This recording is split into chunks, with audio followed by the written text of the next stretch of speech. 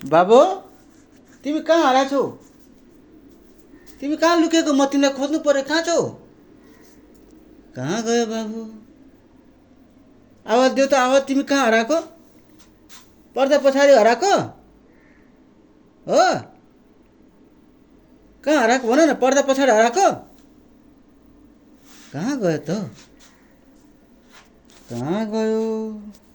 कहाँ हराएको भन त? खोज्नु जानु पर्यो। मैले त भेटेन तिमीलाई। कहाँ हराएको? यहाँ पो छ कि?